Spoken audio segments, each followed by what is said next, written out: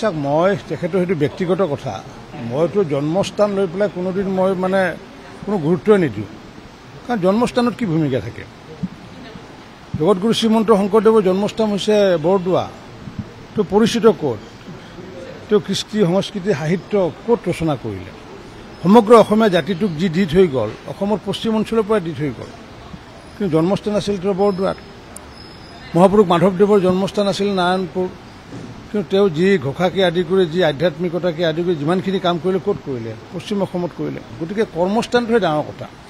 জন্মস্থানত কি কৰিছে কি কৰা নাই সেইটোতো মই কোনো কাৰণত গুৰুত্ব নিদিওঁ এইকাৰণে গুৰুত্ব নিদিওঁ যে পৃথিৱীৰ 70% যি বিজ্ঞানীসকলৰ মই তেওঁলোকৰ বায়'ডাটা পঢ়িছোঁ 70% বিজ্ঞানী য'ত জন্মগ্ৰহণ কৰিছে তাতে তেওঁলোকৰ একো অৰিহণা নাই বা তেওঁলোকে বিখ্যাত হ'ব পৰা নাই তেওঁলোকে বিখ্যাত ক'ত হৈছে বেলেগ ৰাষ্ট্ৰত বিখ্যাত হৈছে গতিকে সেইকাৰণে মানুহৰ কৰ্মটো ডাঙৰ কথা য'ত জন্মটো ডাঙৰ কথা নহয় চাওক মই তেখেতৰ সেইটো ব্যক্তিগত কথা মইতো জন্মস্থান লৈ পেলাই কোনোদিন মই মানে কোনো গুৰুত্বই নিদিওঁ কাৰণ জন্মস্থানত কি ভূমিকা থাকে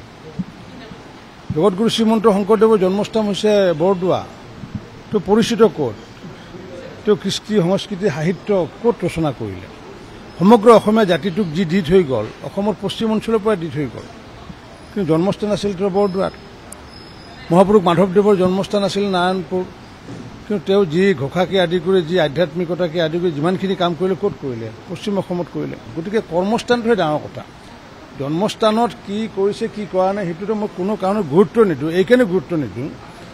যে পৃথিৱীৰ 70% যি বিজ্ঞানীসকলৰ মই তেওঁলোকৰ বায়'ডাটা পঢ়িছোঁ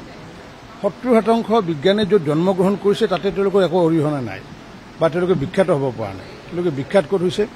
বেলেগ ৰাষ্ট্ৰত বিখ্যাত হৈছে গতিকে সেইকাৰণে মানুহৰ কৰ্মটো ডাঙৰ কথা য'ত জন্মটো ডাঙৰ কথা নহয়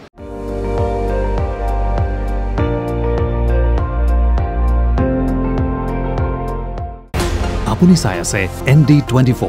সৰ্বশ্ৰেষ্ঠ নহয় সৰ্বোত্তমৰ দৌৰ